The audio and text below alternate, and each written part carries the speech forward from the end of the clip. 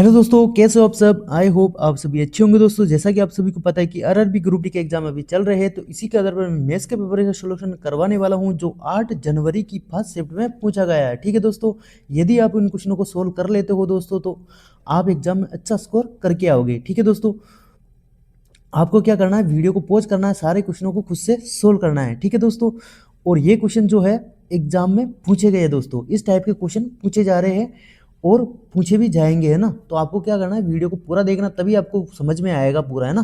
तो आपको वीडियो को पूरा देखना है और वीडियो को पॉज करके सारे क्वेश्चनों को खुद से सोल्व करना है। ठीक है दोस्तों, यदि आपने हमारे चैनल को सब्सक्राइब नहीं किया तो प्लीज़ सब्सक्राइब कर लीजिए दोस्तों, और दोस्तों तक शेयर भी कर दीजिए और लाइक करना ना भूलें।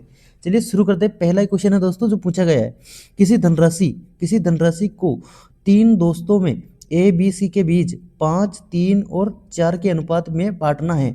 यदि ए को सी से 1500 रुपये अधिक मिलते हैं तो बी का हिस्सा हमें ज्ञात करना है। तो इसको कैसे सोल्व करेंगे दोस्तों, यहाँ पे देखो दोस्तों, यहाँ पे ए और सी को कितना अधिक मिल रहा है दोस्तों, यहाँ पर 1500 अधिक मिल रहा है। यहाँ पर दोस्तों इनका रेशियो देख लो कितना अंतर आ रहा है ए और सी के बीच में। तो यहाँ पर 5 है, यहाँ पर 4 है, तो ए को सी से एक ही तो अधिक मिल रहा है, तो ए को बराबर कर दो। एक रेशियो की वैल्यू 1500 के बराबर हो जाएगा, है ना।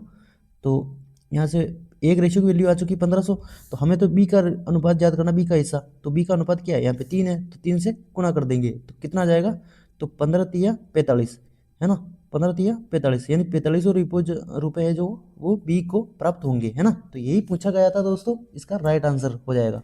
ठीक है, नेक्स्ट क्वेश्चन है, पी अपने पास मौजूद टॉफी का 3/8 भाग क्यू को देता है। यदि अब पी के पास क्यू के पास मौजूद टॉफी का के परसेंट है तो के का मान हमें ज्ञात करना है। तो इसको कैसे सोल्व करेंगे दोस्तों, सबसे पहले पी अपने पास मौजूद टॉफी यानी 3/8 भाग क्यू को देता है, तो उसके पास तो कितनी है, टोटल 8 है ना। उसमें से 3/8 यानी इसका 3/8 निकाल लो, तो 8 से 8 कट जाएगा, बचेगा कितना, 3। तो 3 किसको देता है, तो क्यू को दे देता है ना। 3 तो क्यू को दे दिया। अब क्या है, यदि अब पी के पास क्यू के पास मौजूद, तो क्यू को तो कितनी दे दी, 3 दे दी, है ना। और पी के पास कितनी है, 5 है। तो पी के पास क्या है, यहाँ पर देखो पी के पास 8, 3 तो उसको दे दी, तो पी के पास बचेगी कितनी, वो बचेगी 5 बचेगी, है ना। 5 यहाँ पे लिख दो बराबर। और क्यू के पास मौजूद क्या है, क्यू के पास कितनी है बस भाई, 3 है। और 3 का यानी गुणा होता है, और के परसेंट परसेंट हटाया नीचे 100 लग जाएगा, है ना। तो हमें के का मान ही तो याद करना है, तो आगे सोल्व कर लो दोस्तों। तो यहाँ पे 100 भाग में है, तो यहाँ पर गुणा में हो जाएगा बराबर के इधर जाके, है ना। तो यहाँ पर कितना आ जाएगा, 500, है ना। 500 आ जाएगा, और 3 यहाँ पर गुणा में है तो यहाँ पर डिवाइड में आ जाएगा, और यहाँ पर क्या आ जाएगा। ठीक है, तो के का मान ही हम पूछा गया था दोस्तों, तो 500/3 इस क्वेश्चन का राइट आंसर हो जाएगा दोस्तों, जो ऑप्शन में दिया हुआ था। ठीक है दोस्तों, इस टाइप के क्वेश्चन पूछे जा रहे हैं दोस्तों। यदि आप इन क्वेश्चनों को सोल्व कर लेते हो ना दोस्तों, तो आप एग्जाम में अच्छा स्कोर करके आओगे, आप यकीन मानो, है ना। क्योंकि इस टाइप से क्वेश्चन आ रहे हैं एग्जाम में। ये सारे क्वेश्चन मैंने एनालाइज करने के बाद ही मैंने बनाए हैं। ठीक है, मैं 10-12 वीडियो देखता हूँ एनालाइज के, उससे मुझे क्वेश्चन का पता चलता है ना। तो इस टाइप के क्वेश्चन आ रहे हैं दोस्तों, है ना। यकीन मानो, आप इन क्वेश्चनों को सोल्व कर लिया तो आप एग्जाम में अच्छा स्कोर करके आओगे। तो आपको क्या करना है, वीडियो को पूरा देखना है और पॉज करके सारे क्वेश्चनों को सोल्व करना है। ठीक है, खुद से, फिर आपको आंसर देखना है। ए और बी मिलकर किसी काम को 6 दिन में पूरा करते हैं। यदि ए अकेला उसी काम को 12 दिनों में पूरा कर सकता है। दोस्तों, टाइम एंड वर्क के पता नहीं इस टाइप के इजी इजी क्वेश्चन क्यों पूछा जा रहा है, तो बहुत ज़्यादा इजी क्वेश्चन पूछा जा रहा है इस बार। तो ए यहाँ पे लिख लो, कैसे इसको कैसे सोल्व करेंगे, यहाँ पे लिख लो ए प्लस बी, वो मिलकर 6 दिनों में कर सकते हैं।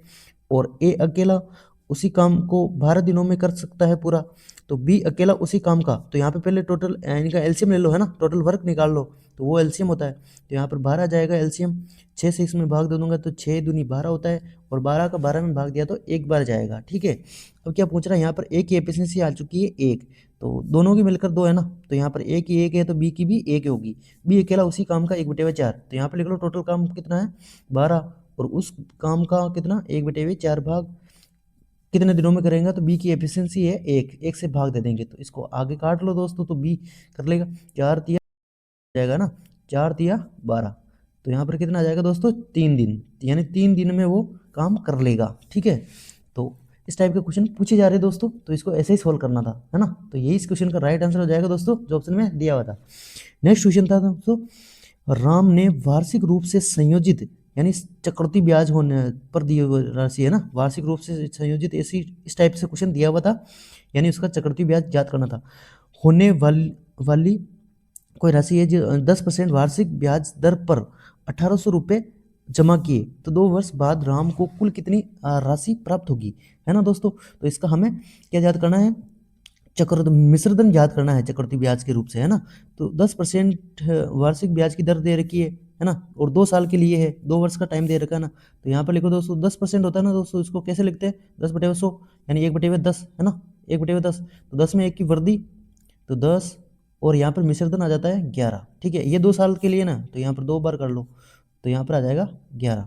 अब क्या करेंगे, इसको इससे गुणा कर देंगे, यहाँ पर आ जाएगा कितना 100, यहाँ पर आ जाएगा 121, ठीक है। हमें राशि कितनी दे रखी है 1800, 1800 के बराबर कर दो, तो यहाँ पे लिख दो 1800, इसके बराबर कर दूंगा 2 जीरो से मैं 2 जीरो काट दूंगा। अब 18 से सीधा ही इसको गुणा कर लो तो मिश्रधन आ जाएगा हमारा, है ना।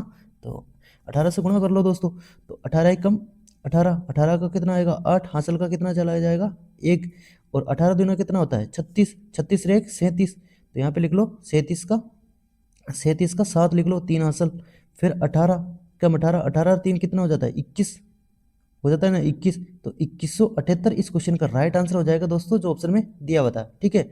तो यहाँ पर 11 का मल्टीपल भी देख लो दोस्तों, तो इसको ऐसे ऑप्शन में दिया हो सकता है 11 का मल्टीपल, है ना, तो वो भी चेक कर सकते हैं। जैसे 7 और 2 9 हो जाता है, तो यह 11 का मल्टीपल है ना, और 8 और 1 9, यहाँ पर भी 9 हो रहा है, यहाँ पर भी 9 हो रहा है ना, तो ये बराबर 0 हो जाता है, तो ये भी 11 से मल्टीपल है ना। तो यही इस क्वेश्चन का राइट आंसर हो जाएगा दोस्तों, जो ऑप्शन में दिया हुआ था, है ना।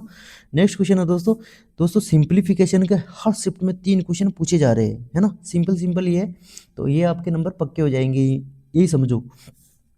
यहाँ पे दे रखा था 73, और सबसे पहले इसमें ब्रैकेट सोल्व होता है, तो सबसे पहले हम इस ब्रैकेट को सोल्व करेंगे। तो यहाँ पर दोस्तों डिवाइड है, यहाँ पर डिवाइड है ना, और यहाँ पर 28 है, तो इसके इसमें भाग देंगे, तो 7 चौक 28, यहाँ पे आ जाएगा 4, कितना आ जाएगा 4। अब क्या होगा, ये ब्रैकेट यहाँ पे है ना, तो इसमें से घटेगा, यहाँ पर माइनस है ना, तो यहाँ पर माइनस आ जाएगा, इसमें से घटा लो, तो यहाँ पर कितना आ जाएगा दोस्तों, 12 में से 4 गया तो कितना आ जाएगा 8 आ जाएगा, और यहाँ पर 4 आ जाएगा 48, और यहाँ पर फिर कितना है, ये ब्रैकेट है ना दोस्तों, तो यहाँ पर डिवाइड है, 3 से भाग दे दूंगा, तो 3 एकम 3, और 3 चंग 18 यानी 16, और यहाँ पे प्लस में है ना 3 जुड़ जाएगा, तो कितना हो जाएगा 16 और 3 19, यानी 19 अब जोड़ दो दोस्तों, तो 9 और 3 कितना होता है 12, हासिल का कितना आ जाता है 1, 7 और 2 9, यानी 92 इस क्वेश्चन का राइट आंसर हो जाएगा दोस्तों, जो ऑप्शन में दिया हुआ था, ठीक है दोस्तों।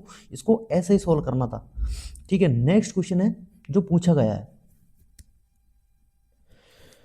यदि दो संख्याएं ए और बी का अनुपात दिया हुआ है कितना दोस्तों 5:3 है, तो इस टाइप से जो क्वेश्चन दिया हुआ है 3a माइनस का 2b, और फिर दे रखा है 6a प्लस का 2b का मान हमें ज्ञात करना है, तो इसको कैसे सोल्व करेंगे दोस्तों। तो ये अनुपात दिया हुआ है ना, यहाँ ये a का है ये b का है, तो इनको यहाँ पे रख लो दोस्तों, सिंपल है ना।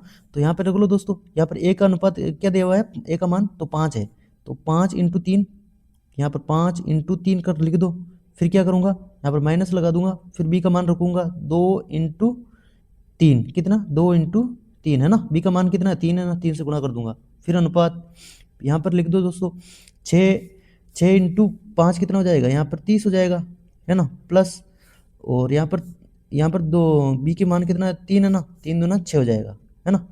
तो अब यहाँ पर गुणा कर लो, जोड़ लो दोस्तों, यहाँ पर आ जाएगा 36, है ना, और यहाँ पर गुणा कर लो दोस्तों, कितना आएगा यहाँ पर 15 आ जाएगा, और यहाँ पर 2 × 6, 15 में से 6 गया तो कितना आएगा 9, है ना।